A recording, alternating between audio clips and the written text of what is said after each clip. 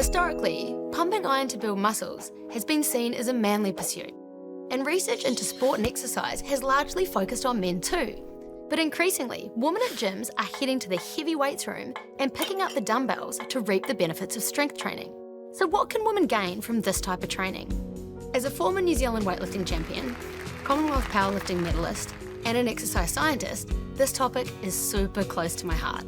This is 10 Minute Genius, and that's all the time I need to explain why being male or female doesn't make as much difference to growing muscle as you might think.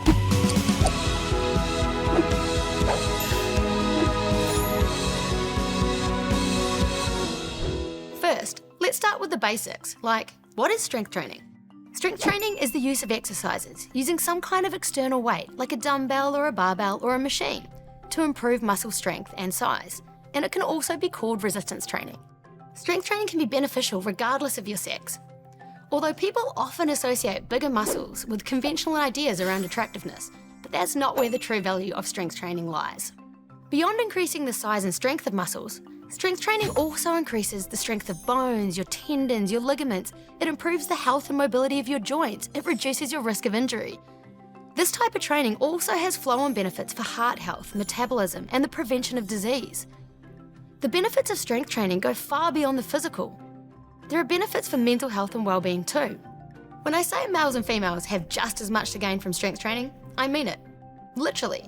Both male and female strength trainers gain the same relative amount of muscle mass following strength training. The key word here is relative, so that's in proportion to an individual's size. So males typically have greater muscle size and strength compared to females, but both sexes lose strength and size as we age.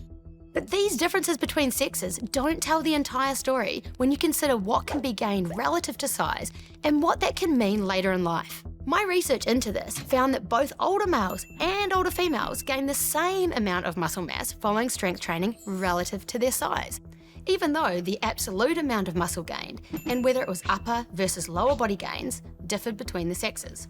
So why didn't we know this before? My team published this piece in 2020. You'd think that surely we would be across the basics like sex differences by now. Unfortunately not. Sadly, sex bias in sport and exercise research has been holding us back. Recently, my team looked at a group of studies across sports medicine and demonstrated that in a subset of exercise-based research, male participants outnumbered female participants by 5 to 1. There were 19 studies using male-only participant groups, 10 using a combination of both sexes. However, there were 0 studies examining females only. None. Even when the studies used participants from both sexes, only 2 presented their data in a manner that we could actually examine the findings by sex. So why does this matter? Well, there are numerous documented sex differences in physiology, including exercise physiology. As I mentioned before, strength training has benefits for everyone, for physical and mental health, for the prevention of disease, and a reduction of healthcare and associated costs. So what if, to maximise these benefits, the way in which we prescribe exercise needs to be different for males and females? Are we disadvantaging the health of half of our population due to a lack of understanding? Unfortunately, sex bias in research isn't an isolated problem.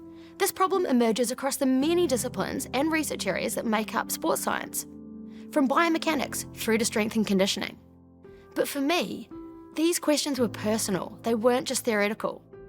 At the end of 2011, after winning the New Zealand National Weightlifting Championships, I retired from competitive Olympic lifting, giving up my dreams of making it to the Glasgow Commonwealth Games.